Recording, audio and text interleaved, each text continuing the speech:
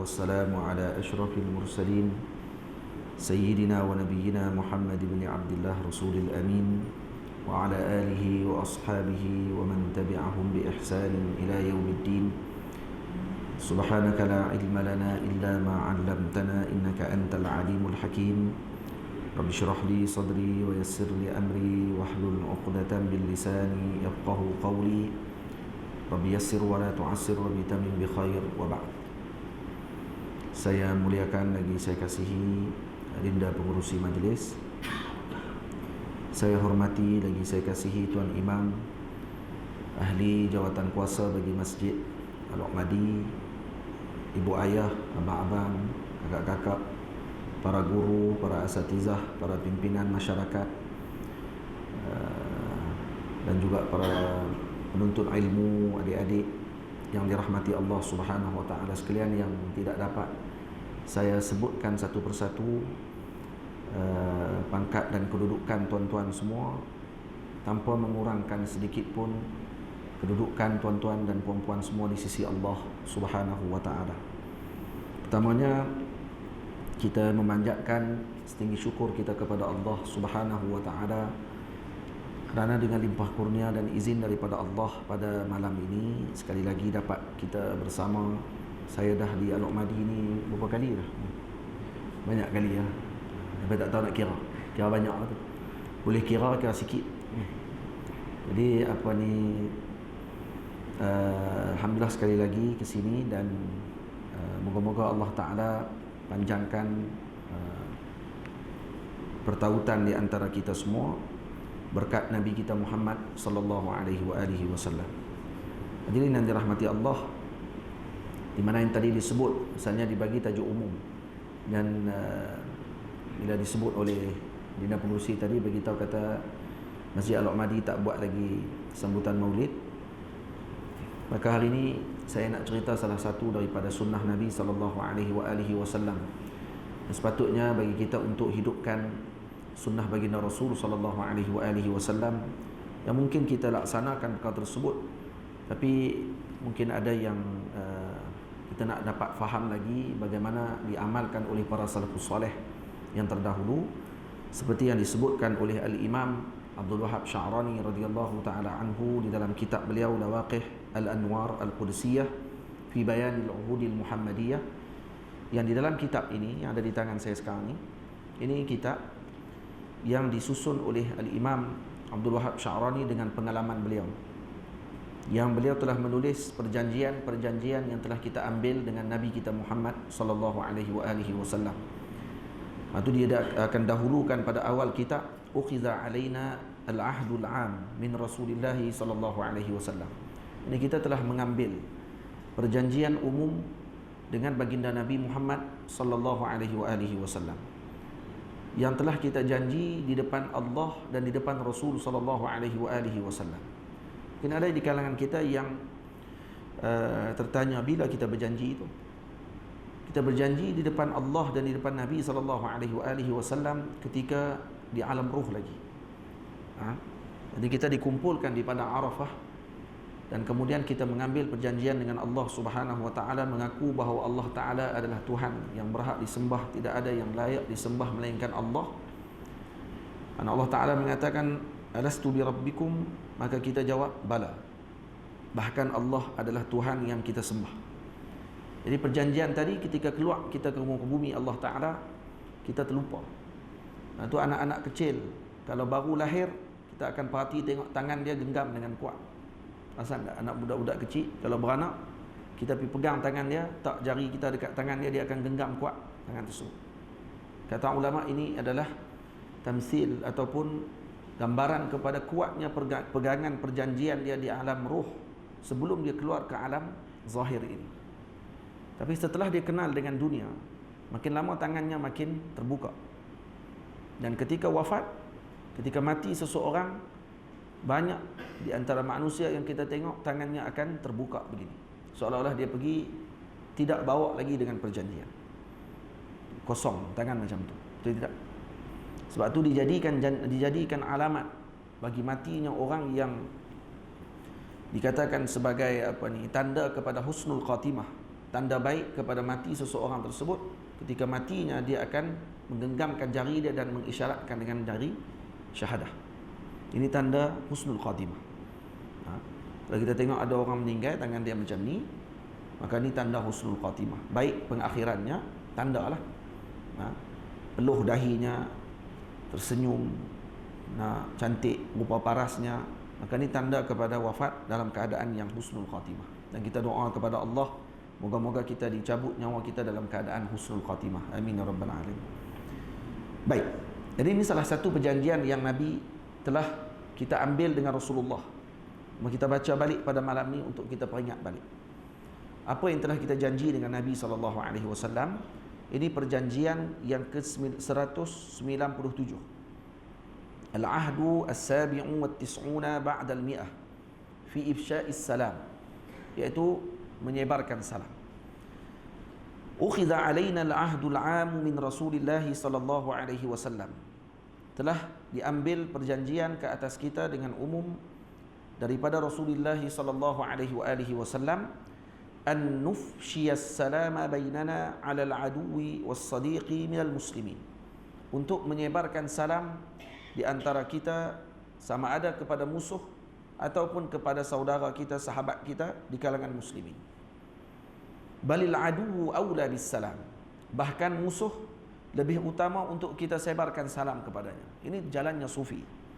Para ulama sufi mendahulukan hazzun nafsi, keinginan ataupun apa yang ditolak oleh jiwa pada ketika tersebut didahulukan. Ini jalannya para ulama sufi. Lepas tu didahulukan pada sebutan, imam sebut apa, an-nufshiyas salama bainana 'alal adu was-sadiqi minal muslimin. Dia sebutkan adu dulu, musuh dulu, baru dia sebut sadiq, kawan. Maksud nak dahulukan bagi salam kat siapa? Bagi salam kat musuh lebih aula daripada bagi salam kepada saudara sendiri dulu. Kalau kita jumpa musuh kita di kampung, kita ni ada orang kita tak kenal dengan dia, sejak alam barzah lagi, alam barzah faham tinggal, sejak alam roh lagi ni, memang dah berkelahi dulu lagi. Kita ni memang macam tu sebenarnya. Al-arwah junudun mujannadah, roh ni adalah seperti tentera yang tersusun rapi. Mana-mana yang roh tersebut ketika di alam roh baik, sesama mereka ketika tersebut iktalaf, dia akan boleh berbaik dengan orang yang ketika di dunia kadang-kadang kita jumpa orang tu dekat pasar raya ke, dekat kedai ke, tak pernah kenal. Tapi kita kata, ish, rasa macam pernah kenal dia ni. Tengok kat mana, tak ingat. Tapi rasa macam dekat hati dengan orang tu. Tidak. Ada orang kita tak pernah jumpa, tapi tengok geram tak pernah nampak. Tak pernah tengok pun. Jumpa baru sekali. Tu pun selisih kat pasar raya. Tapi syawak rasa macam nak buh tapak tangan kat muka dia tu. Geram. Rupanya dulu di alam roh pernah belaga bau dah. Tak pernah kenal di dunia ni, tapi bila jumpa tak boleh nak serasi, tak boleh nak duk elok. Kenapa jadi macam tu? Kerana sejak di alam roh lagi sudah terbahagi kelompok roh ini kepada bahagian masing-masing. Ada yang duduk dengan kelompoknya ketika di alam roh, maka di dunia juga mereka dalam kelompok tersebut. Jadi kita ni kalau duduk dalam kampung ni, boleh main masjid, duduk sama-sama, boleh bertegur sapa dan sebagainya, maknanya di alam roh dulu kita ni memang dah duduk situ. Maka ditakdirkan oleh Allah Ta'ala lahir ke alam zahir ini, kita satu kampung. Nampak tak? Jadi saya ni pun dah jumpa dengan tuan-tuan sebenarnya dulu. Yang berkenan-kenan, tak berkenan dia duduk belakang. Siapa berkenan? Dulu kat sana dulu ni berkeli. Tapi tak lah, tidak tak main ni. Si main masjid ni, maksudnya main nak dengar, main nak apa semua sekali ni. Karena dulu di alam roh kita pernah jumpa dah. Kita pernah dah bersama, kita pernah dah duduk sekali, dan hati kita ni bersama pada ketika tersebut. Lepas tu kata Syekh, bagi salam sesama kita ni kepada musuh lebih utama. Balil adu aula bis salam. Ni pun maulid juga ni. Ingat maulid Nabi juga ni, salah satunya. Nak ingat balik sunnah Nabi SAW, janji kita dengan Nabi untuk bagi salam. Yang ni yang ditinggalkan oleh sebahagian di kalangan masyarakat kita. Malah jadi pelik kalau kita ni bagi salam kat sama-sama kita. Masuk masjid, jumpa orang bagi salam, Assalamualaikum, buat tak tahu. Tak dengar lain, buat tak tahu. Buat tak tahu lain, tak dengar lain. Tu dua benda yang berbeza. Dia tak dengar satu benda, dia buat tak tahu satu benda lagi, dia buat pelik lagi pelik. Ada orang Melayu kita buat pelik. Nah, kita kalau naik bah, ada bagi salam ke orang dalam bah. Naik bah, tak bagi salam kita. Bagi salam jadi pelik tu. Tambah kalau pakai serban macam ni. Naik bah bagi salam. Yang kain pelekat dengan baju Melayu apa semua ni, naik assalamualaikum. Hai. Dia nak bagi ceramah awak. Dia nak dakwah kita keluar tabligh 3 hari bah. Dia kira yang tu. Nah, jawab salam tu dulu. Jadi pelik. Kalau di negara Arab, Mesir khususnya, kami ni dididik oleh masyarakat Arab. Kalau naik kenderaan tak bagi salam, dia jawab salam ramai-ramai.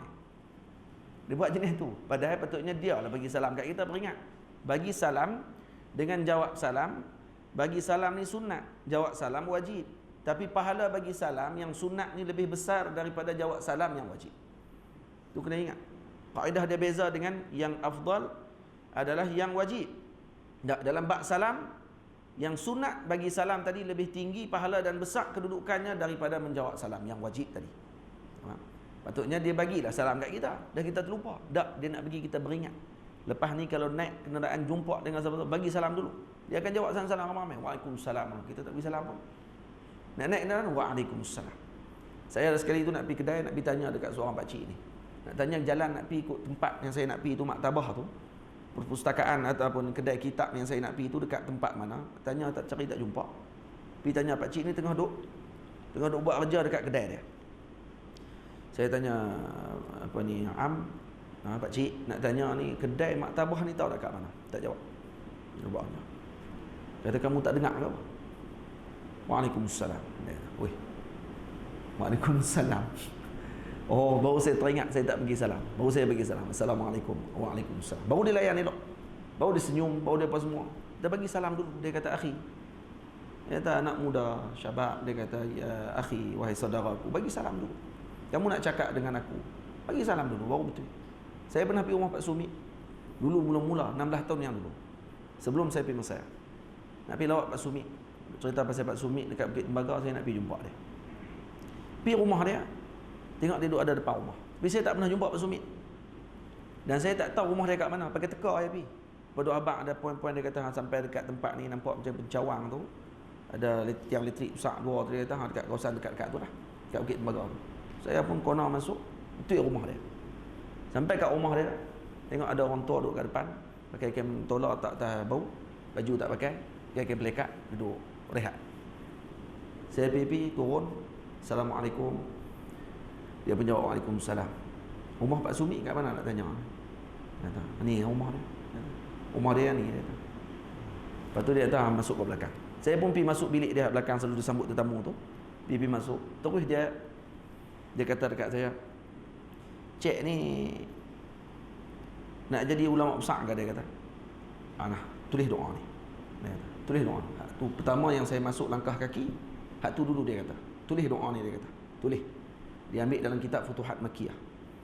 Nah, kemudian saya tulis doa tadi.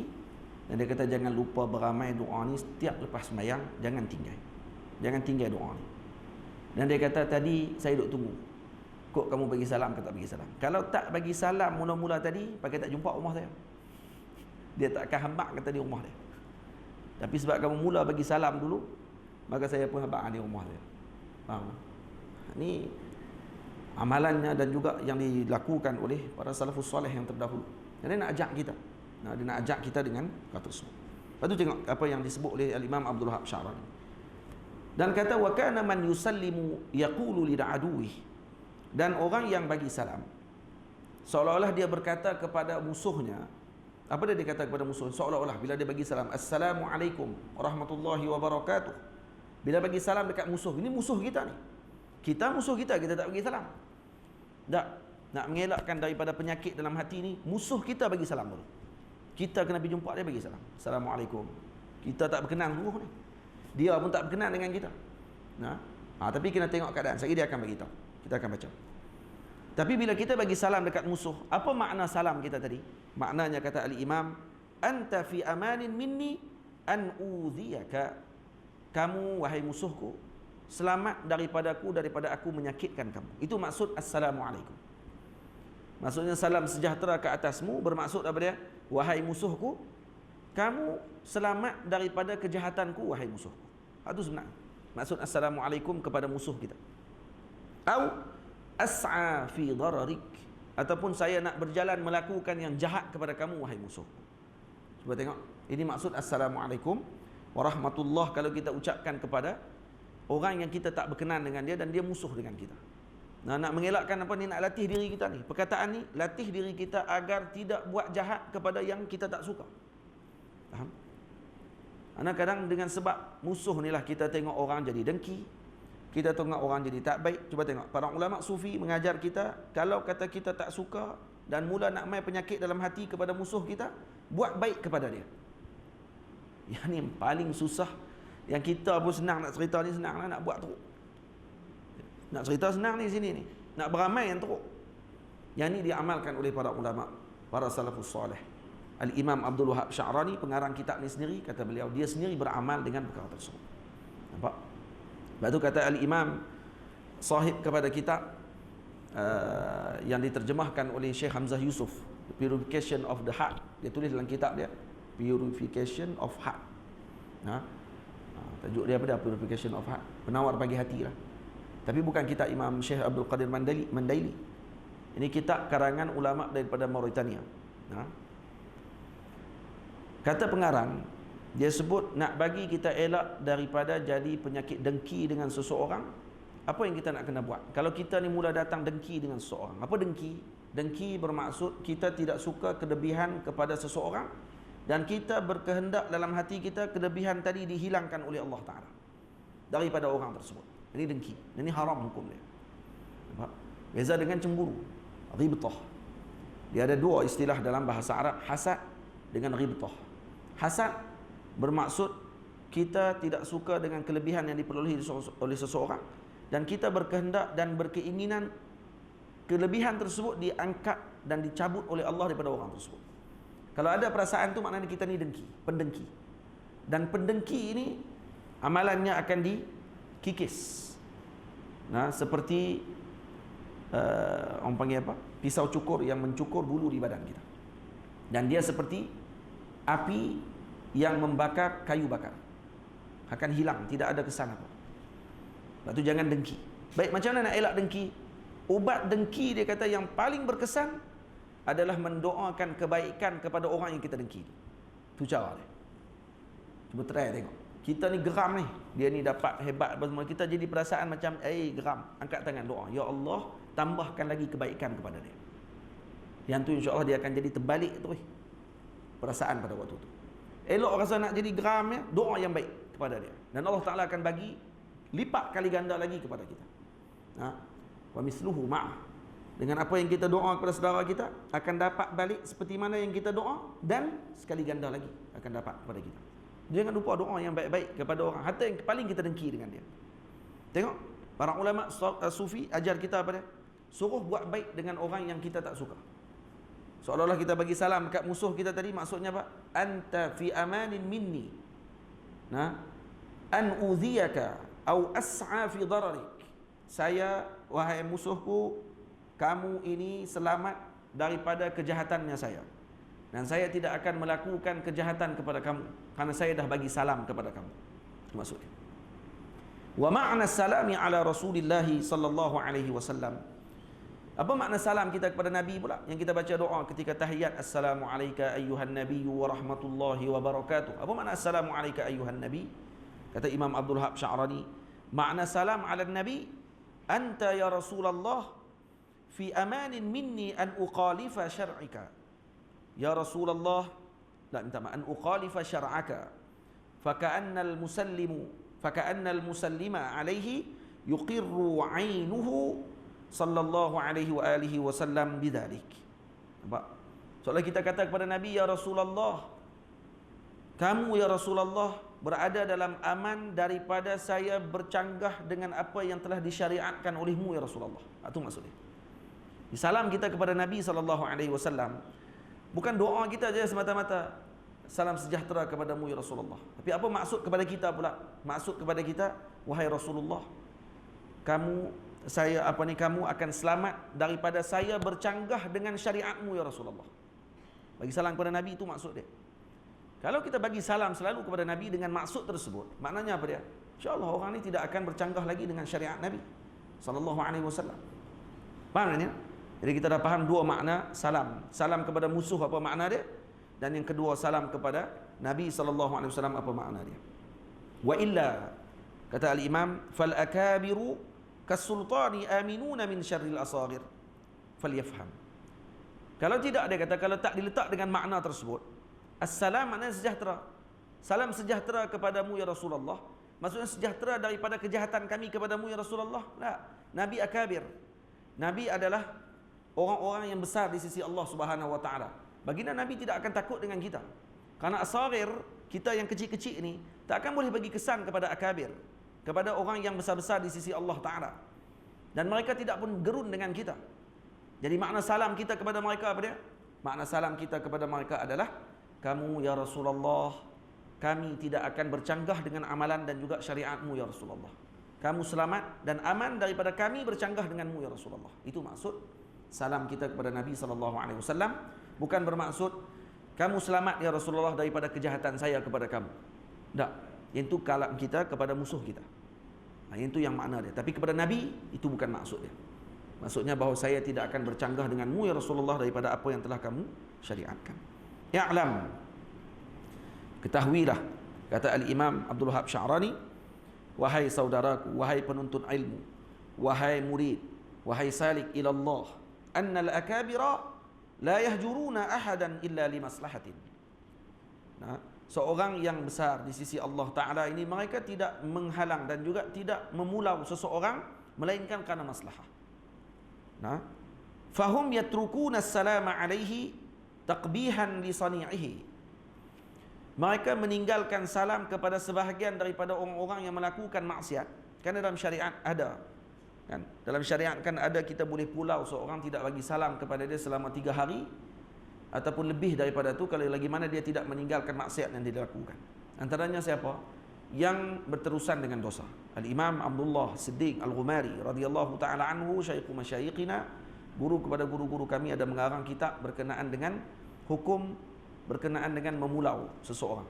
Boleh tak kita pulau seseorang disebabkan dosa yang dia lakukan, dan letakkan hukum-hukum hakam dia berkenaan dengan masalah tersebut. Jadi kalaulah seorang yang soleh minal akabir memulau seseorang tadi, tidak bagi salam. Apa makna dia tak bagi salam kepada orang tadi? Sombong, belagak, memandang rendah kepada ahli maksiat? Tidak. Tapi mereka meninggalkan salam kerana memandang buruk kepada perbuatan yang dilakukan oleh si pembuat tersebut. Wahum fil batin, tapi dalam batin mereka, dalam dalaman mereka, yuhibbunahu mahabbata ahli islami li ba'dihim ba'da. Tapi mereka sangat kasih kepada orang yang mereka tak bagi salam tadi. Sebab tu kena beza dengan kita dengan orang yang kita tak suka. Kita ni kadang tak suka ke orang, zahir kita tak suka, dalam ni pun tak suka juga. Kan zahir dia kita tak suka, dalam batin ni sayang kat dia. Macam mana? Boleh cerita? Mengaku je lah. Kita memang macam tu pun. Kalau kita tak suka kat orang dengan zahir, batin pun tak suka juga. Macam tu lah batin kita. Benci ni sampai ke dalam. Para wali Allah Ta'ala, akabir, sufi, wali-wali, para ulama, salihin, mereka tak macam tu. Mereka kalau tak suka ke orang pada zahir, batin mereka kasih dengan orang tadi lebih daripada anak-anak mereka lagi. Kasih mereka ni dengan hamba Allah Ta'ala tersebut sama seperti mereka mengasihi umat Islam yang lain. Fahukmuhum katifli ma'al walidati tuqawwifuhu bil ba'uwati wal qutrubah. Jadi hukumnya seperti kanak-kanak yang mana mereka ni ditakutkan oleh ibu dan ayah mereka dengan ni alat pukul. Macam tu lah. Jadi kalau kata mak ayah, dia marah dekat anak dia kerana tak semayang, ambil tali pinggang, tibai, suruh pergi semayang, ataupun ambil kayu sugi, tibai, payah anak pakai kayu sugi, payahlah. Dia ambil apa yang dia capai lah.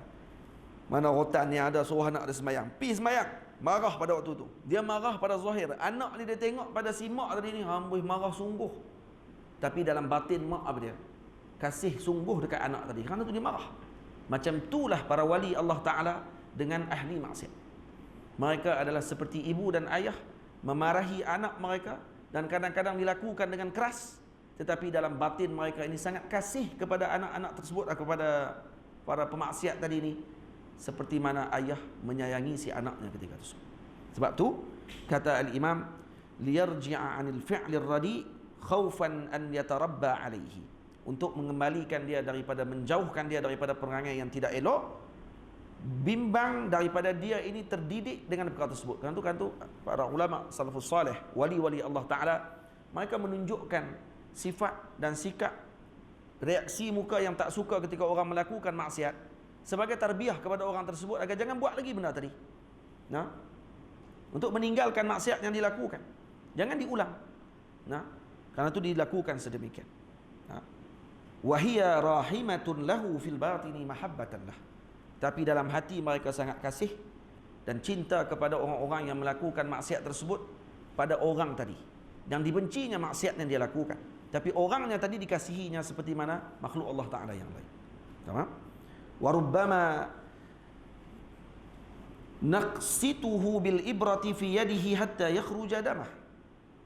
Nah, fa iyyaka an tadhunna bihim annahum taraku as-salama aw al-bashashata li insanin li hadhi nufusihim. Ya, kadang-kadang ada benda yang kita lakukan kepada seseorang, dicucuk orang tadi dengan jarum untuk bagi keluar darah daripada dia, kerana darah mungkin ada darah beku dan sebagainya, dicucuk untuk keluarkan darah. Ada bisul dicucuk untuk dikeluarkan nanah. Sakit tak cucuk tadi? Sakit cucuk tadi, tapi untuk kebaikan dia. Macam tu dilakukan oleh awliya kepada kita. Kadang-kadang dia teguk dengan sakit. Untuk apa? Untuk bagi kebaikan. Kadang-kadang teguran tadi sama macam dicucuk di hospital oleh nurse. Doktor suruh cucuk kita. Guna apa dia? Guna jarum. Nah, tapi bila mana nak buang yang tak elok tu, mau tak mau kena cucuk. Penyakit yang ada dalam badan kamu ni kena cucuk. Bila dia cucuk, dia rasa sakit. Cucuk tadi pada zahir nampak seolah menyiksa orang tadi dengan masukkan jarum ke dalam badan dia. Tapi batin dia untuk apa? Untuk kebaikan orang tersebut. Begitulah yang dilakukan oleh para wali Allah Subhanahu wa taala, para salafus salih. Kadang-kadang yang mereka tunjukkan dengan perbuatan tadi nampak seakan kasar, seakan menyucuk kepada umat tersebut, tapi hakikatnya untuk mengeluarkan penyakit yang ada dalam jiwa umat tersebut. Itu tujuannya. Sebab tu kata al-Imam, sebab tu jangan kita, iyyaka an tadhunna bihim annahum tarakus salama awil bashashah li insanin li hadhi nufusihim. Sebab tu jaga adab kita dengan para salafus salih, dengan umat dan dengan ulama, dengan salihin, dengan awliya, wali-wali Allah Ta'ala.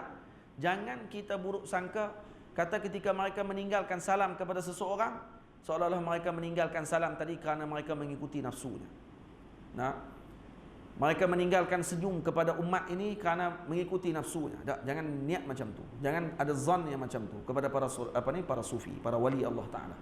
Baliknya kita baik sangka, kemungkinan kerana dia nak menegur saya dengan perbuatan yang tidak baik yang saya lakukan. Dan kadang-kadang guru marah ke anak murid, dia tak tegur anak murid tu 2-3 hari. Nak bagi anak murid tu fikir, kenapa? Apa yang dia salah sampai tok guru ni tak tegur dia?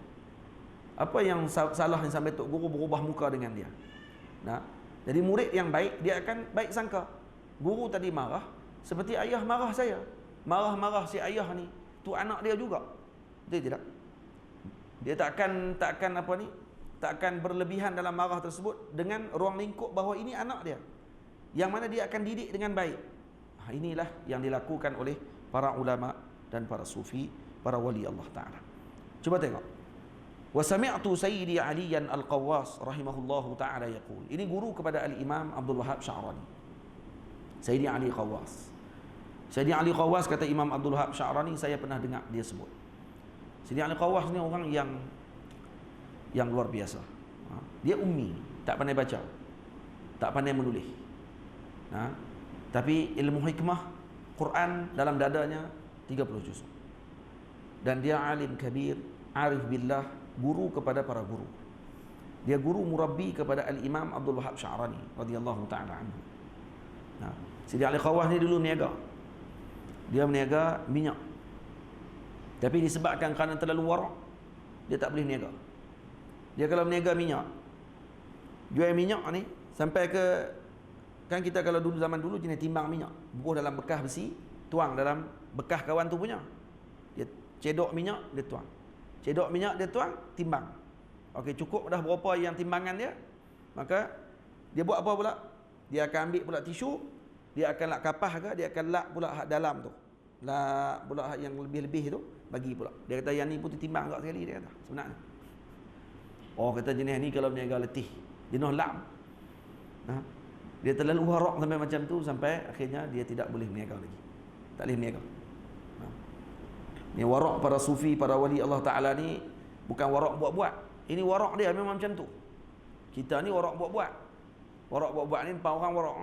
Belakang orang, melompat lah. Itu yang saya pernah cerita sebelum ni. Al-Imam Ahmad bin Hanbal dihadiri oleh seorang lelaki, tanya soalan dekat Imam Ahmad. Wahai Imam, saya pergi beli ikan dekat pasar, kemudian tuan kedai tadi ni yang saya beli ikan kat dia, dia pergi balut ikan saya tadi dengan retah. Saya nak kena bayar tak duit retah tu? Faham tak? Kan orang kedai kan dia sedia dah retah untuk dia nak letak. Zaman dulu kan ada plastik, dia buat retah lah. Retah dia tadi, dia ambil ikan, dia letak ikan dalam retah tu, dia pun balut retah tu bagi. Saya beli ikan, dia kata bukan beli retah tu. Retah tu nak kena bayar tak? Imam Ahmad kata apa? Suruh lebih-lebih. Jangan berlebih-lebih sangat. Ambil saja ikan tu, buat kalut apa? Dia buat tanya tu macam warak sangat. Kira warak lah, nampak dia nak tanya tu macam nak tunjuk kata dia warak lah. Warak lah sebab sampai tanya retah tu nak kena bayar ke tak. Sebenarnya kita pergi kedai lah, pergi ke pasar raya, selain pada hari Jumaat Sabtu, hari yang ada plastik. Yang ada hari kan jenis Jumaat Sabtu tak ada plastik. Hari ada plastik ni, kita pergi beli barang buah dalam plastik. Pas beli barang tadi semua cukup dah bayar, kita tanya dekat cashier tu, ni plastik banyak-banyak ni berapa ringgit pula? Cashier tu kata buat teruk dengan orang tua ni kan. Dah orang bagi free, ambil je lah. Tanya apa, dah memang macam tu dah syarat dia. Bila beli barang plastik dapat sekali. Dia kira semua dah dalam kedai dia tu. Kalau dia nak bayar pun dah kira semua dah. Jadi tak payah duk buat kira lebih lah. Macam tu maksud dia. Duk buat lajak warak. Jadi bila orang ni kata macam tu, Imam Ahmad kata tu, so buat terlajak warak lah. Tu bahasa Melayu terjemah ni. Imam Ahmad cakap elok lagi lah. Balik. Kata tu so duk tanya soalan macam tu. Itu takalluf, lebih-lebih pada diri sendiri. Tapi ada seorang perempuan mai tanya dekat Imam Ahmad. Kata, wahai Imam, satu hari saya ni sedang menjahit di tepi beranda rumah saya. Tengah-tengah menjahit guna saya punya lilin.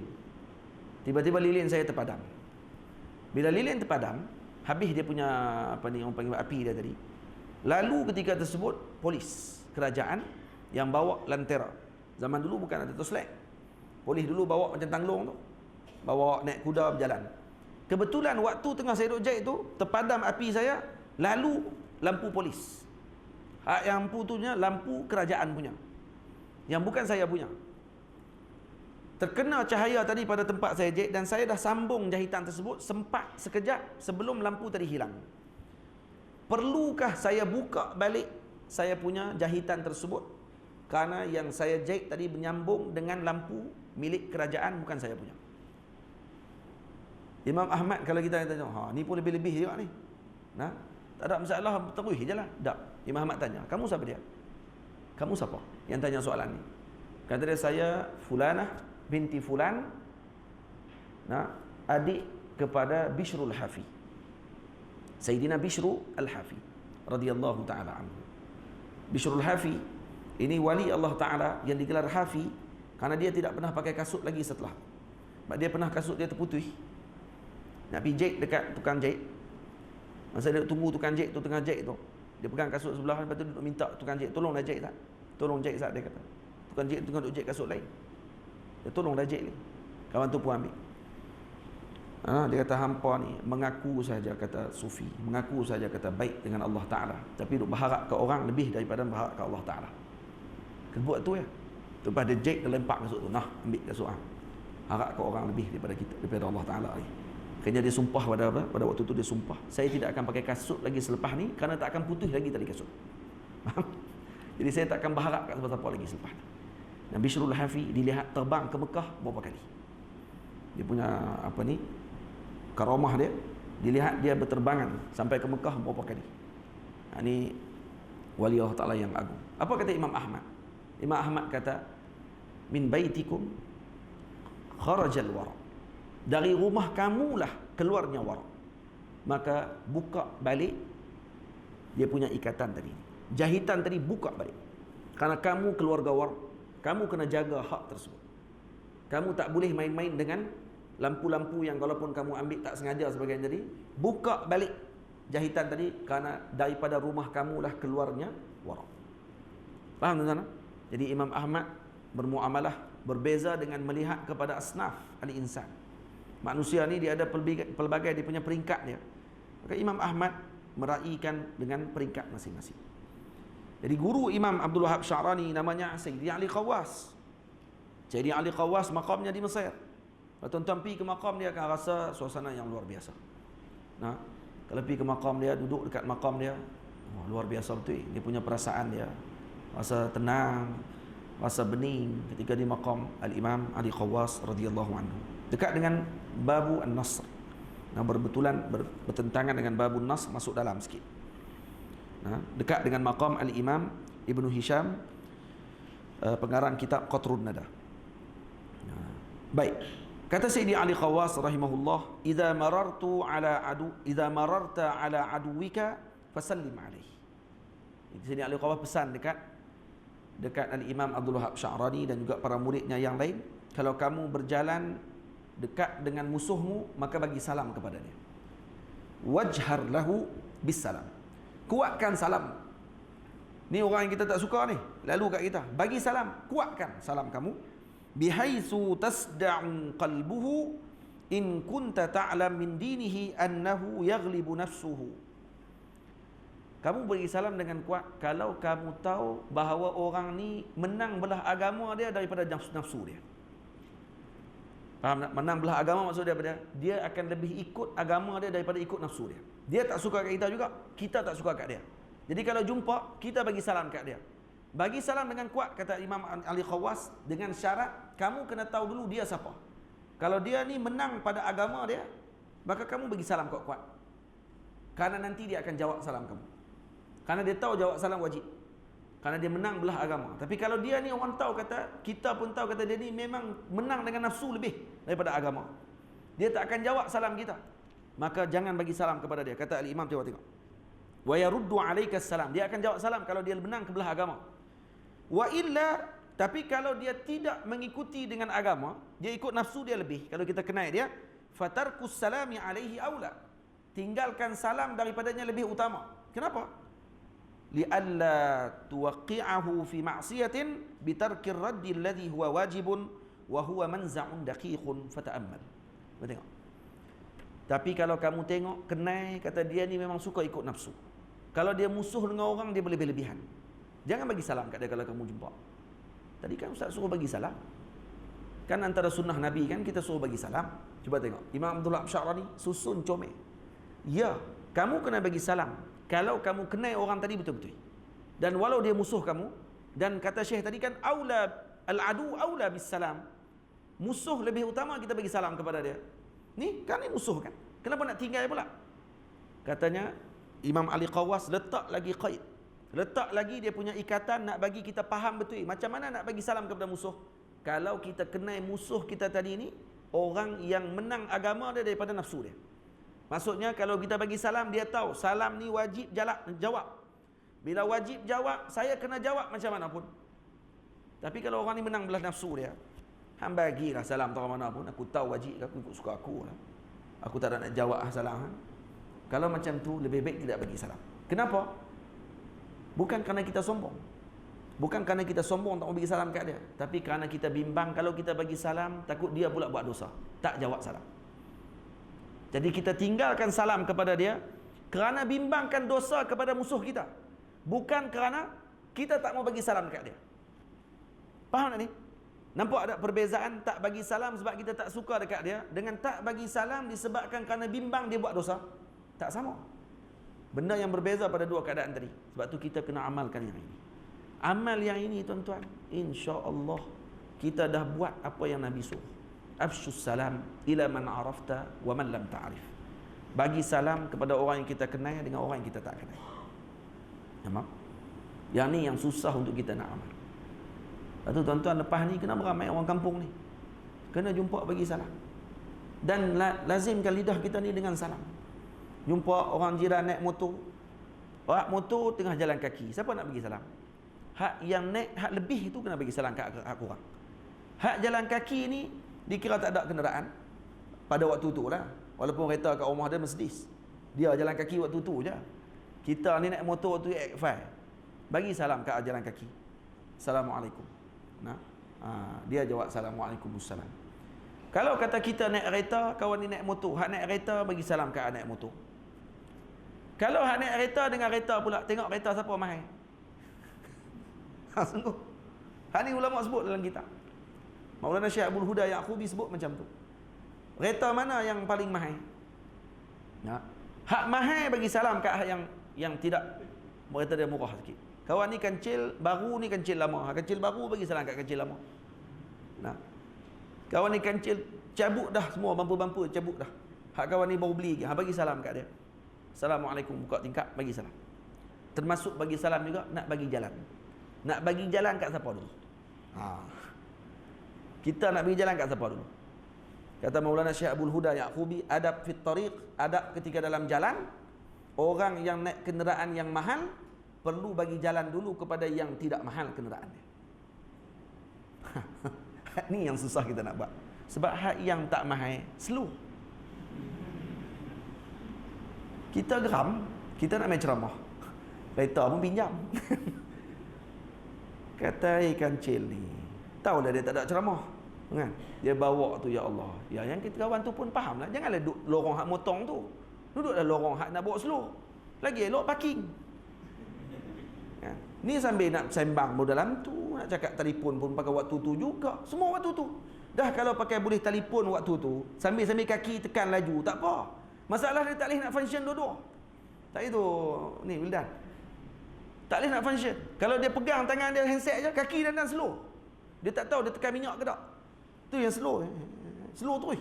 Tak telefon laju balik. Jenis tu. Ada orang dia boleh function dua-dua. Pegang handset, kaki pun laju, tangan pun laju. Lepas tu tengok duduk dalam lori. Duduk lori. Bawah lori. Ada orang dia macam tu. Ada orang tak, dia tak boleh nak function dua-dua sekali. Dah tak boleh nak function dua-dua, perhati belakang sama. Jangan duk bawa tengok depan je. Ni jenis bawa tengok depan saja, payah juga jenis tu pun. Dia bawa yang dia tahu cermin depan dia. Cermin sisi tak tengok, cermin belakang tak tengok kereta belakang beratok sampai 300 biji dah. Cuma orang Melayu kita jarang hon. Kalau pergi negara Arab, pergi ke Mesir, hon ni sepanjang saat. Setiap saat hon. Nak potong hon. Kono jumpa orang sikit hon. Kalau kita jenuh maki. Tu jangan kalau pergi negara tak usah buat pelik. Memang dia pun suka hon. Apa yang wajib dua je. Break hon, dua tu ya. Pintu tak ada tak apa. Yang penting ada hon.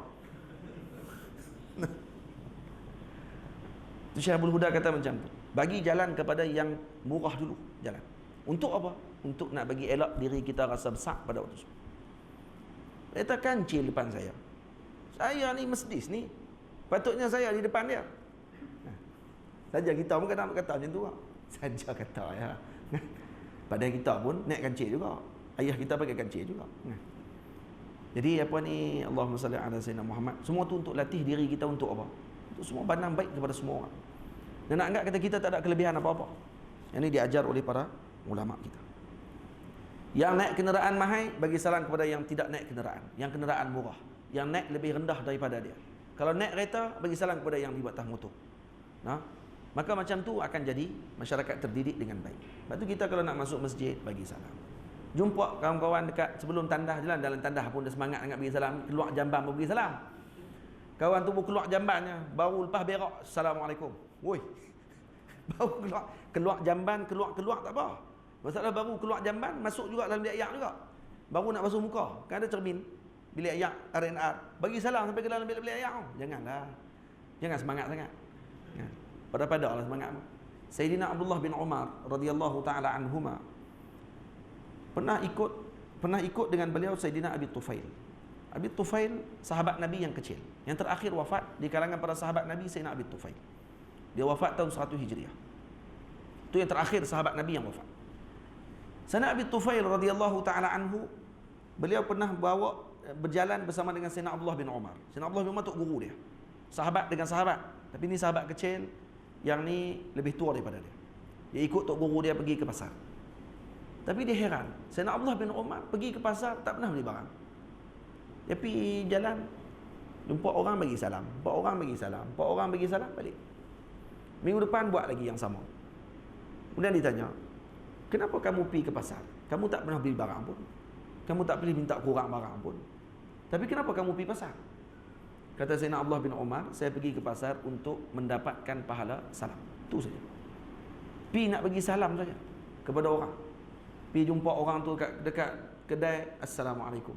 Jumpa orang ni, Assalamualaikum. Pergi kutip pahala salam ya dekat pasar. Nak bagi orang tidak lalai. Min sya'nu ahlillah. Wali-wali Allah Ta'ala macam tu. Kadang dia meniaga, duduk dekat dengan orang-orang yang lalai. Nak bagi orang tu ingat dengan Allah Ta'ala, dia pergi duduk meniaga kat situ. Nah. Dan Sayyidina Abdullah bin Umar macam tu juga. Dia tak mau bagi orang lalai. Sebab tempat yang paling lalai, yang paling banyak iblis, syaitan adalah di pasar. Nah. Lepas tu siapa yang masuk dalam pasar, baca doa masuk pasar, dia akan dapat pahala 1,000,000 pahala. Nah, 1,000,000 pahala. Doa apa? Cuba tengok doa masuk pasar. Dalam azkar ada sebut. Siapa yang baca doa, saya pernah pergi ke Carrefour dengan guru saya Syekh Ahmad Mamduh nak beli bateri ya. Kami balik daripada musafir. Kemudian Syekh ajak saya naik kereta dengan dia pergi ke Carrefour dekat dengan Maadi. Kat Mesir lah. Kemudian bila nak masuk, Syekh kata tahan dulu, sat. Syekh terlupa doa. Dia pun buka handset juga, cari dalam kitab dia. Lepas tu jumpa doa. Kita baca doa ni. Syekh tak doa handset macam tu, saya pun baca doa, Syekh pun baca doa. Jadi jangan lupa masuk dalam pasar, masuk dalam pasar raya, baca doa ni. Karena masuk dalam langkah saja dapat 1,000,000 pahala. Apa dia? Ada. Ini doa ni.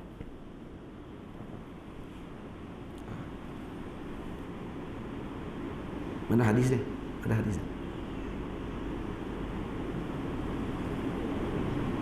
Ini doa dia, la ilaha illallah wahdahu la syarika lah, lahul mulku wa lahul hamd, yuhyi wa yumit, wa huwa hayyun la yamut, biyadihil khair, wa huwa ala kulli syai'in qadir. Ini doa masuk pasar.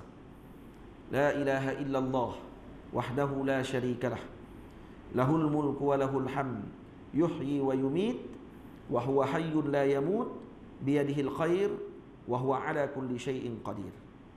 Nah, la ilaha illallah wahdahu la syarika lah, lahul mulku wa lahul hamd, yuhyi wa yumit, wa huwa hayyun la yamut, biyadihil khair, wa huwa ala kulli syai'in qadir.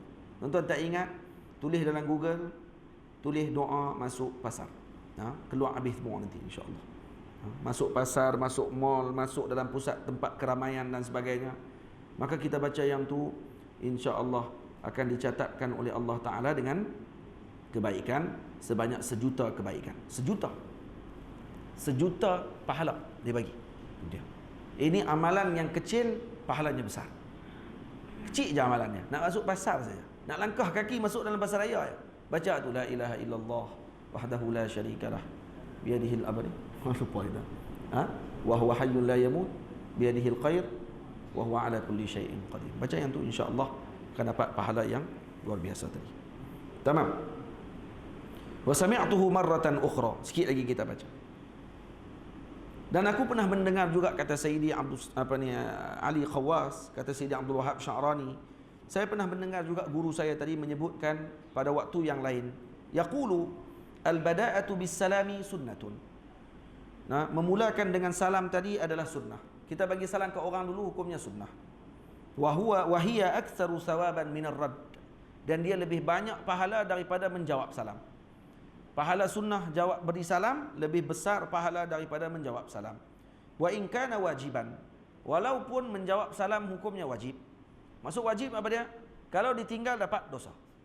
Lepas tu orang kalau bagi salam kat kita, dia tak jawab, berdosa.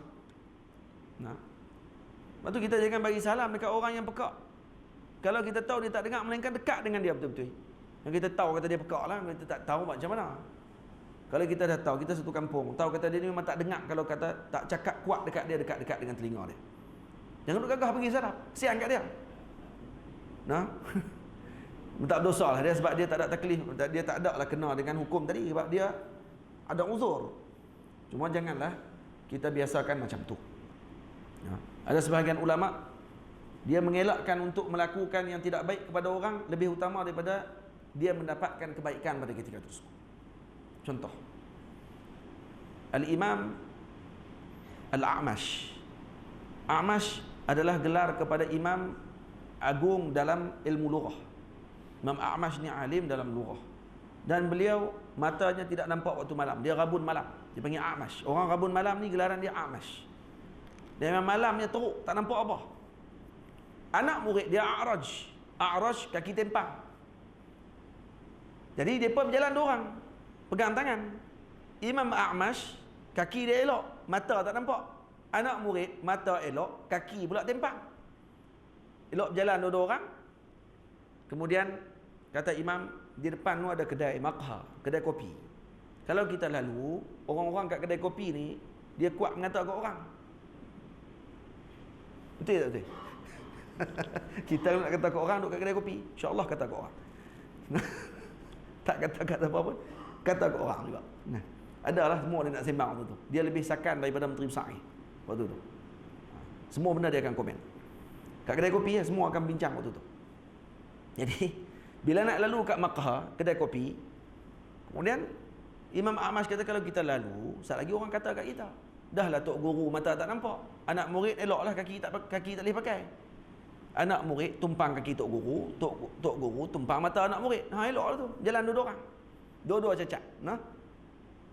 Apa kata anak murid? Imam A'rash kata apa? Hak yang A'rash pula kata apa anak murid kepada Imam A'mash? Kata eloklah tu. Hongkong kita dapat pahala. Depa kata kat kita dapat pahala. Kata Imam A'mash kepada anak murid dia, wahai anakku, sebaiknya mereka tidak dapat dosa dan kita pun selamat daripada celaan. Lebih baik depa tak buat dosa, kita pun selamat daripada celaan. Kita tak sakit hati. Kan tu lebih bagus. Jangan nak pahala saja, bagi kat orang lain dosa. Sebab tu kita duk tengok zaman lah ni, orang zaman lah dia tak erti macam para ulama dulu dia bahas. Cuba tengok, dia buat benda bodoh dalam Facebook, dia letak gambar bengong dalam Facebook, kemudian bila orang celah, dia kata alhamdulillah saya dapat pahala banyak. Hang yang buat kerja bodoh. Lepas tu orang maki hang kata alhamdulillah dapat pahala banyak. Depa kata kat saya dapat pahala. Oi.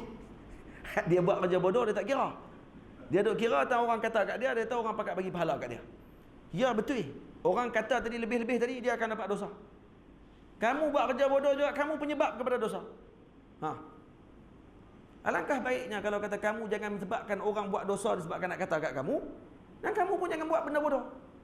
Imam A'mash dengan A'mash tadi dengan anak murid dia A'raj tak buat benda bodoh. Tu pun jaga umat daripada buat dosa. Berapa ramai di kalangan kita yang boleh ada perasaan macam tu dengan umat Nabi Muhammad sallallahu alaihi wasallam. Kena ada perasaan tu dengan kita. Jangan duk kita nak bagi orang buat dosa kat kita aja. Kita pun kena fikir juga. Kita jangan bagi menyebabkan orang boleh dapat dosa dan kita saja nak pahala. Tak, kita nak semua dapat pahala. Dan semua selamat daripada mulut yang kotor. Alangkah baik kalau macam tu keadaan. Yang ni diajar oleh para salafus salih. Wali-wali Allah Ta'ala ajak kita macam tu. Lepas tu kena baca kitab ni. Kitab ni tuan-tuan, Lawaqih Anwar Qudusiyah ni, ini wajib dibaca oleh kita semua. Bahasa Arab tak Kami tengok jadi macam dengan tikus tengok besi. InsyaAllah ada rezeki peluang. Itu kitab dia tebal sangat. Saya nak terjemah tak larat. Saya ni pemalas. Tapi saya akan mengajak tiap-tiap petang, saya akan mengajak nanti insya-Allah di Zawiyah. Saya akan buat live di Zawiyah. Tuan-tuan rajin pergi ke pondok. Tiap petang insya-Allah asar saya akan baca kitab ni. Lepas wirid di Zawiyah di pondok saya akan baca kitab ni insya-Allah pada setiap petang lepas asar. Kita akan buat baca kitab ni lepas asar sampai khatam kitab ni insya-Allah. Dah mula dah. Kita dah mula dah sikit sampai ke perjanjian yang keempat. InsyaAllah masih lagi bersambung perjanjian yang keempat. Cuma baru ni tak ada live. Nanti kita akan sambung buat live balik InsyaAllah. Patutnya saya ajak ni pada kuliah duha. Tiap-tiap hari Jumaat saya mengajak kitab ni. Tapi sebabkan orang kampung tak ada kitab ni dan kitab bahasa Arab, siang pula kat orang kampung pakai nak pegang, takkan pakcik-pakcik tua-tua nak pegang kitab. Dah ada 2 jilid. Ni sejilid pertama ni. Ada 1 jilid lagi. Allah, depa kitab Bakurah hak nipis berapa belah lai tu pun depa penin dah. Nampak? Kalau kitab hak tebal-tebal macam ni depa kata pakai pi ngayak tu lah. Batal tak lepas pi tak Lagi saya tukar kitab. Saya baca kitab saya yang saya terjemah, kitab Tanbihul Alibab ila Maqasidi Hidayatil Azkiya, kitab tasawuf juga. Cuma kitab ni dah saya janji dulu nak baca. Kita akan baca juga pada setiap hari selepas asar. InsyaAllah kalau saya ada di Zawiyah, saya akan baca dan akan buat live. Kalau tuan-tuan nak dengar, boleh buka dalam page apa ni yang saya punya tu. Boleh tengok dalam tu. Pengajian akan dibuat. Dia kalau kata ni, kalau ada pengajian tu dia akan ada lah nanti. Tuan-tuan kena letak untuk apa ni, yang video pengajian tu nombor 1 lah. Dia akan keluar sendiri, nanti dia akan peringat kat kita kata ada pengajian. Yang ada lah tu orang muda-muda tahu lah cara nak buat, tanya kat abang kita. InsyaAllah dia tahu. Nah. Jadi apa kata Syekh, tengok. Last. Nah. Dia kata bagi salam sunnah. Jawab salam wajib. Tapi pahala bagi salam lebih besar daripada pahala memberi ataupun jawab salam. La siyama bainal mutasyahinain. Nah, khususnya lebih-lebih lagi boleh terjemah duduk kepada orang-orang yang bertengkar dan bermusuh di antara dua kelompok. Fa innal mubadarata li zawal syahna'i wajibatun. Yakni mendahulukan salam, atau mencepatkan, menghilangkan syahna, kebencian di antara sama kita tadi, wajib. Wajib menghilangkan permusuhan. Itu wajib. Wassalamu tariqun ilaiha. Dan salam adalah jalan kepada menghilangkan kebencian tersebut. Itu suruh bagi salam dulu. Assalamualaikum. Ayat pendek saja. Senang je tuan-tuan. Senang, saya nak sembang senang lah. Kita musuh dengan teman kita di kampung kita ni lama dah. Tapi duk tanggung dosa ni, nisfu Sya'ban tuan-tuan, doa diangkat oleh Allah Ta'ala kecuali orang yang syahadat. Malam Lailatul Qadr, malam yang mulia, dan juga banyak malam-malam yang diberikan keampunan oleh Allah, tidak diampun melainkan satu kelompok ni. Apa dia? Yang selalu disebut syahna. Orang yang ada kebencian sama mereka, bermusuh, tak ada seorang pun nak toleransi, minta ampun balik, minta maaf. Orang yang dia betul tapi dia minta maaf, akan dibinakan syurga kepadanya di dalam, dibinakan istana dalam syurga Allah Ta'ala. Ini kalau dia bertengkar, kemudian dia betul tapi dia mengaku salah. Bukan mengaku salah, dia minta maaf dulu. Tak apalah, saya macam tu, saya berlepas diri. Nah, saya tak mau bergaduh-gaduh lagi, kata. Saya berlepas diri. Yang ni pahala dia akan diberikan istana dalam syurga Allah Ta'ala. Tapi orang yang dia salah, kemudian dia dakwai minta maaf. Dia salah, lepas tu dia minta maaf awal. Saya bersalah, baik. Memang dia bersalah pun, saya minta maaf. Maka Allah Ta'ala akan buat syurga di tepi kebun, buat istana di tepi kebun syurga kepada dia, kerana minta maaf dia tadi. Jadi minta maaf dia tak rugi, dapat istana juga tak rugi. Tapi yang ni yang payah. Kerana apa? Kerana ego. Orang ni macam tu sifat dia dalam hati dia. Tak boleh kalau orang ni rendah pada dia. Dia tak boleh kalau dia nampak lekeh. Kalau saya minta maaf, saya lekeh waktu tu, mana boleh lekeh? Macam mana nak elak ni? Kalau kita nak jumpa depan-depan, nak bagi salam, tak boleh. Telefon, guna telefon orang lain. Telefon tu bagi salam. Assalamualaikum. Kawan kan nak kenal nombor telefon, dia kenal nombor telefon kita. Dia tak dah nombor awal ni Begong. Dia tulis Bengong. Hak tulis Jebon, tulis kan. Nama kita awal keluar kalau kita telefon guna handset kita, keluar Jebon. Dia tahu dah, dia taubat, dia tak angkat. Telefon guna kawan kita punya. Telefon dia angkat saja, kita pun bagi salam. Assalamualaikum. Waalaikumsalam. Saja nak bagi salam. Tak boleh. Ya. Habis selesai. Orang bagi salam dah.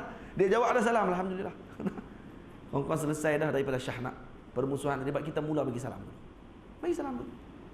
Nah, sekarang zaman muwasalat, zaman apa ni, media apa dia panggil mana?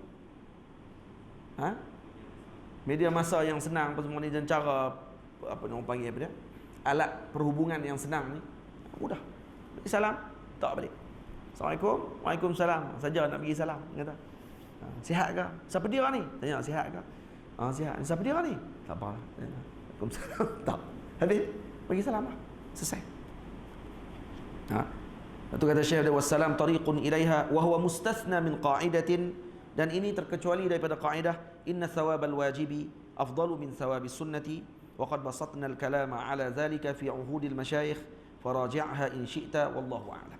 Dan ini dikecualikan daripada kaedah pahala yang wajib lebih afdal daripada pahala sunat. Ada beberapa tempat yang sunat lebih besar pahala daripada yang wajib, disebut oleh Al-Imam As-Suyuti dalam kitabnya Ashbah wan Nadhair. Antaranya apa dia? Memperlambatkan hutang. Nah, hutang patutnya dibayar pada waktu sekian-sekian. Tapi tukang hutang ni, maksudnya kawan tu wajib bayar hutang pada waktu tersebut. Dia wajib bayar. Tapi kita takhirkan. Dan takhirkan hutang pada waktu itu sunnah hukum dia. Maka pahala takhir tadi lebih besar daripada pahala wajib dia bayar pada ketika tersebut. Faham? Yang kedua, ambil wudu, sebelum waktu. Ambil wudu selepas masuk waktu nak semayang wajib. Sebelum waktu sunat. Tapi pahala ambil wudu sebelum waktu dengan ambil ketika mana nak semayang yang wajib. Waktu kita ambil waktu sebab dah masuk waktu, maka yang ambil sebelum waktu lebih besar pahala daripada yang selepas masuk waktu. Dan yang ketiga ni masalah ni. Masalah berkaitan dengan salam. Memberi salam hukumnya sunat, jawab salam hukumnya wajib. Menjawab salam, memberi salam pahala lebih besar yang sunat tadi daripada menjawab salam. Ini antara tiga masalah yang disebutkan oleh para a'immah yang lebih besar pahalanya daripada yang wajib. Kemudian banyak hadis disebutkan oleh Al-Imam Abdul Wahab Sya'rani dalam hadis yang ditanya oleh seorang lelaki, ayyul islami khairun? Kata Nabi SAW, tut'imut ta'am wa tuqri'us salam ala man arafta wa man lam ta'rif. Bagi makan kepada orang. Ini yang pertama kalau baiknya Islam seorang tadi. Jangan kedekut. Bagi makan kepada orang. Jamu makan kepada orang. Pergi kedai makan, kalau tak banyak, belanja sikit-sikit pun jadilah. Nah, tengok ada orang ni, seorang kawan kita makan, belanja makan di hari itu. Nah, so jumpa orang lain belanja kawan. Tak rugi pun duit kita. Tut'imut ta'am.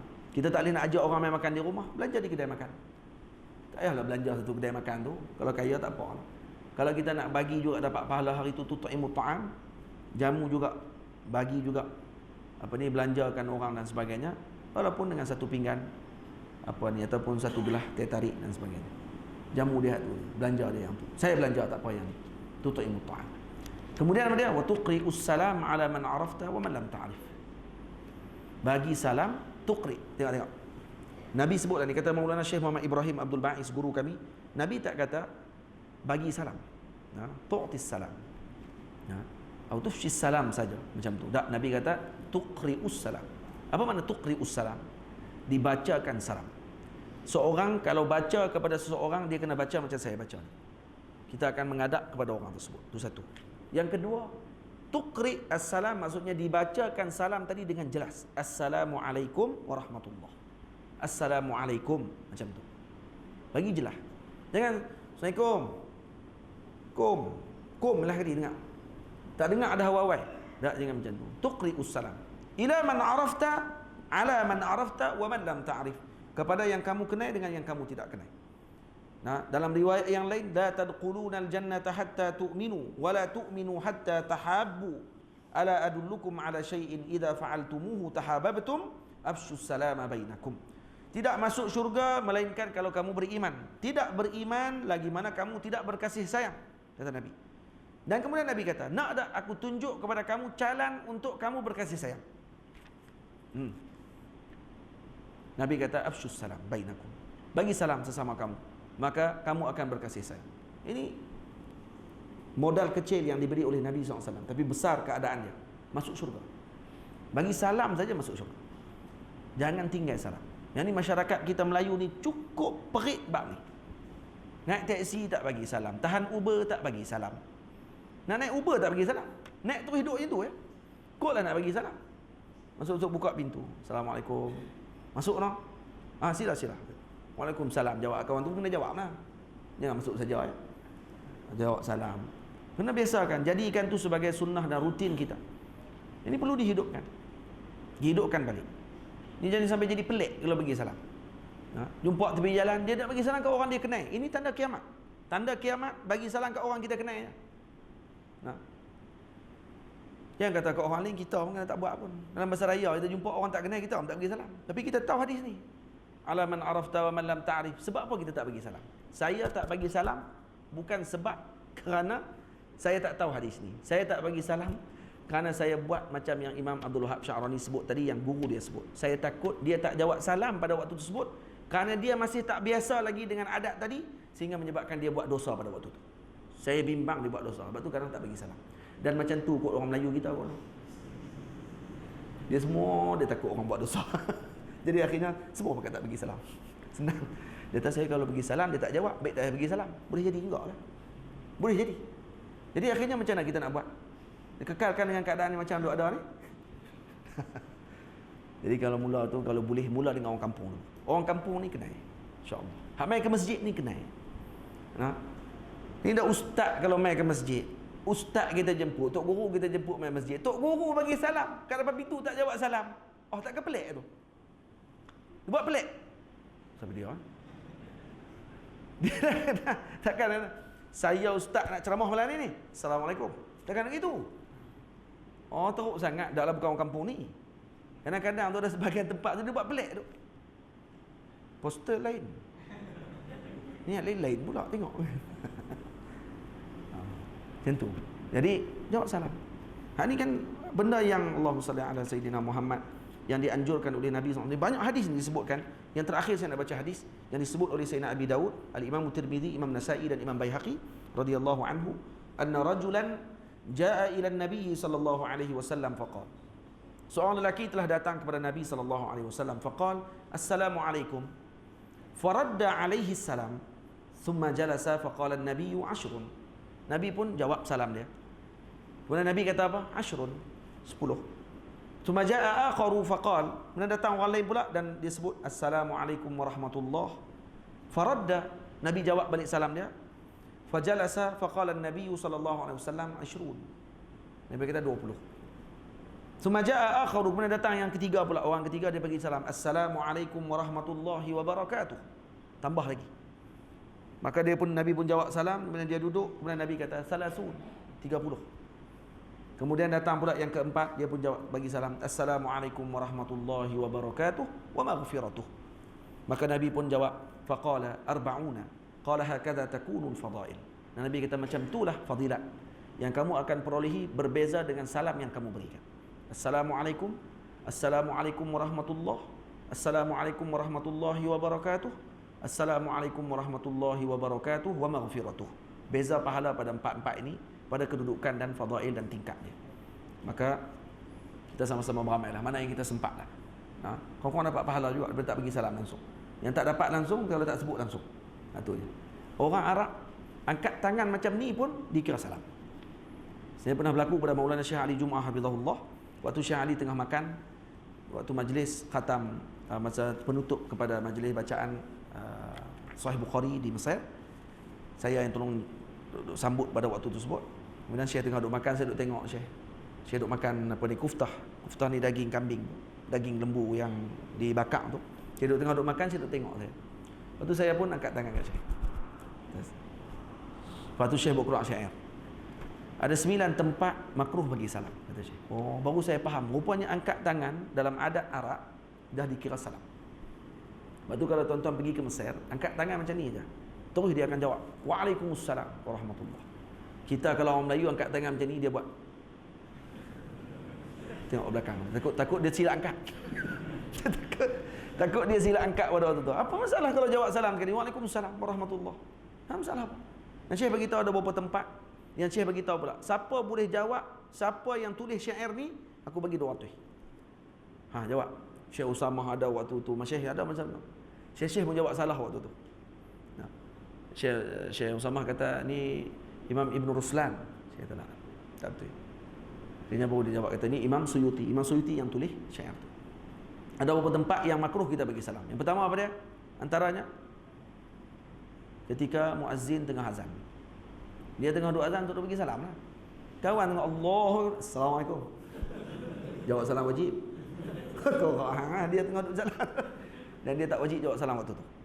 Dan makruh kita bila bagi salam waktu tu. Yang kedua, ketika makan. Seseorang tengah makan, maksudnya makanan tengah dalam mulut. Tapi kalau makanan tak duduk dalam mulut, tak ada masalah. Kita duduk kat kedai makan, tengah duduk tunggu mi goreng Kamal mai. Begitu, kan? Tengah duduk tunggu mi goreng tu mai. Tak mai lagi pun, kita bagi assalamualaikum. Makruh je. Ini nak makan ni. Weh. Awak dalam mulut hang ada tahu apa? Kuali, kan? Tak ada apa pun. Nak erat pun bagi reti. Tu saya sembang dalam kereta dengan adik saya, dengan anak-anak murid tadi. Saya pernah mengajak di Pahang, ada sekali satu buat daurah ni. Tengah duk mengajak ni. Ada orang ni dia main semayang lambat. Dia masbuk. Dia main lambat. Kita dah mula dah mengajak. Dia baca kuat. Bismillahirrahmanirrahim. Mata duk tengok kat saya. Tak puas hati. Sebab ni kita pakai mic mengajak. Baca kuat. Tu saya pun senyap. Tengok dia. Sambil semayang tengok itu. Sampai habis semayang. Habis semayang bagi salam. Assalamualaikum warahmatullahi. Kuat betul. Satu masjid dengar. Assalamualaikum warahmatullahi Astaghfirullahalazim, astaghfirullah. Tengok kita, woi, kata boleh tahan peluang ni, dia ingat dia seorang kot samsing kata. Orang ajak kata. Tapi saya tak kata sebab saya bukan orang faham. Jadi saya pun duduk dengar senyap. Saya tengok dia. Lepas tu dia pun baca kuat. Dia baca kuat nak protes. Lepas tu saya mengajak tu, kan seolah-olah saya ni ganggu orang yang tengah sembahyang. Jadi dia kata patutnya kena diam lah. Hang kalau tak tahu, hang duk diam. Bukan duk tegur orang macam tu. Buat tu nampak jahil sungguh. Tuan-tuan, kalau main masjid, Tok Imam Ratib dah jadi imam di sini yang dilantik oleh pihak kerajaan. Dan dia di masjid dia punya. Hak yang dia imam di tempat ni. Habis sembahyang dia ada wirid. Kita main lambat. Kita nak suruh Tok Imam duduk siap. Dan jadi amalan dari tempat tersebut, selepas sembahyang Tok Imam akan wirid kuat. Kamu nak suruh dia duduk diam? Diamlah Tok Imam. Itu atas fiknya Tok Imam. Kalau Tok Imam nak duduk diam kerana nak raikan kamu, tu hak dia. Tapi kalau dia tak mau diam kerana nak raikan makmum yang lain, kamu tu main lambat. Siapa suruh main lambat? Mana kita nak tahu tak apa semua ni? Tahu pun. Bodoh. Malah nak kata bodoh tu ya. Saya tak mau sebutlah kat Pak Long tu. Dia keluar lepas tu. Saya geling ya. Cerdik Pak Long ni. Kata. Dia ingat masjid dia kot. Tok Imam tu ada. Kita dah buat kelas. Tuan-tuan bayang kalau kita semua kita nak kena rai macam tu. Kelas tak ada terus hari tu. Dah kalau orang kampung pakat-pakat hari tu, kita payah lambat semua-semua. Hang main 10 minit pertama, aku main 10 minit kedua, aku main 10 minit ketiga, 10 minit ketiga, lagi tak boleh mengajar Tok Imam. Sebab nak kena rai dia. Dia main sembahyang belakang. Baca kuat, Tok Imam pun kena senyap. Tak boleh nak baca. Tutup mic. Jenuh jekah Tok Imam. Jenuh jekah Tok Guru kalau tak pakai mic. Kerana nak rai dia aja. Ni bukan RNR. RNR boleh dah tak boleh buat macam tu. RNR masjid tak ada surau, tak ada Tok Imam Ratib. Yang ni tak apalah. Kalau kata tiba-tiba kalau dia nak baca Tok Imam tiba-tiba pergi baca wirid kuat selepas RNR, orang duk main lalu lalang dan memang tahu tempat tu tempat orang singgah dah. Tu tu duk gagah baca kuat-kuat. Ni tempat yang dah ratib dah Tok Imam. Ratib maksudnya yang dah dibayar dengan gaji. Dah ada sagu hati yang dia dapat. Yang ni dah dilantik. Kamu main lambat. Kesalahan kamu. Bukan kesalahan pihak masjid pada waktu tu. Nak kena rai kamu pula pada waktu tu. Main awal. Kalau macam tu dah, kalau kamu takut ganggu dengan Tok Imam pada waktu tu, main di luar. Ni fik dalam masjid pun tak erti. Tapi nak tegur orang kata. Nampak tak? Jahil masyarakat ni, dia bukan nak mengaji. Dia ingat orang suruh mengajikan dia. Saya kalau duduk lama sikit tu, saya memang bangkit bersilat dah waktu tu. Saja ngawak ya. Nah. Saya ambil dia bangkit keluar kan. Jadi ish Pak Long ni. Saja ya. Tu orang panggil sembang belakang erti ya. Nah. Ya maksud dia sepatutnya pada waktu tu tanya. Pokoknya hormat. Ni tak ada hormat langsung dengan orang. Duk rasa kita je nak kena dihormati semua sekali. Kalau reti fik tu, kita yang kena rasa bersalah. Ya, saya dah main lambat. Saya yang patutnya kena rai lah, ni tempat dia. Mungkin Tok Imam kalau dia baca slow wirid waktu tu, makmum tak baca terus. Kau makmum ni duk pada dengan Tok Imam ya. Tok Imam sebut astagfirullah, astagfirullah. Dia pun astagfirullah. Lepas Tok Imam duk diam tengok. Dia pun baca apa tau. Tok Imam pun bagilah hint sikit. Tok Imam tak bagi hint langsung. Kali tak tahu apa, duk senyap macam tu. Tok Imam nak rai juga orang kampung ni. Bukan semua orang hafal, melainkan dia ikut mulut Tok Imam. Ya tak? Ni sampai amboi ya Allah. Tu kata kalau tak erti tanya, bukan tak erti buat pala. Ni buat pala. Hak jenis buat pala ni payah nak mengajar entah ni. Kelas tak main. Keluar terus. Tak apalah keluar tu. Buat ada urusan. Kita husnuzan lah. Tapi yang dia buat duk konfrontasi dengan Tok Guru ni apa pasal? Dia buat konfrontasi pula dah. Baca kuat, wirid kuat, nak bagi kita berhenti. Betul berhenti ke lah? Bukan berhenti terus lah. Saya berhenti saat lebih kurang dalam 10 minit. Berhenti duk tengok dia. Tu terang dia nak perhabis dia punya. Tapi sambil duk tengok kita. Oi, samsing tu jenis tu jenis tak kucing ni. Kalau samsing betul dia tak buat macam tu. Kalau ayah anda dia tak buat macam tu, ayah anda dia tenang, relax. Sebab dia ayah anda. Orang berisi ni dia jenis tenang jenis tak berisi ni, kalut belajar ni. Tu mungkin baru belajar silat, baru buah yang kedua. Dia jadi nak gigih, nak tala orang semua. Jadi kata Tok Guru dia nak tala. Ini masalah. InsyaAllah moga-moga Allah Ta'ala bagi kita beramal dengan sunnah Nabi SAW. Dengan ilmu kita akan kurang untuk mempertikaikan orang lain. Dengan ilmu akan menyebabkan kita ini akan jadi lebih tunduk, lebih tawaduk, lebih menjauhkan diri daripada takabur. Karena ilmu adalah sifatnya begitu. Ini ilmu yang mewarisi khasyah kepada Allah Ta'ala. Maka kitab-kitab yang sebegini perlu untuk kita banyakkan bacaan dan hadir ke majlis-majlis untuk bacaan kitab-kitab sedemikian, bagi menyebabkan kita dapat beramal dengan apa yang telah ditunjukkan oleh para salafus soleh yang terdahulu. Al-Imam Abdul Wahab Sya'rani ini misal kepada guru yang mana menceritakan tasawuf dalam bentuk amali. Macam mana kamu nak beramal dengan hadis ini? Ini saya bagi cara. Kan kita baca hadis, tapi macam mana nak beramal dengan hadis ni? Kalau saya tak bagi salam kat seorang, adakah saya dikira salah pada waktu tersebut? Ada manza' dia, ada jalan keluar dia pada ketika tersebut. Kenapa kamu tak bagi salam? Disebabkan begini, begini, begini.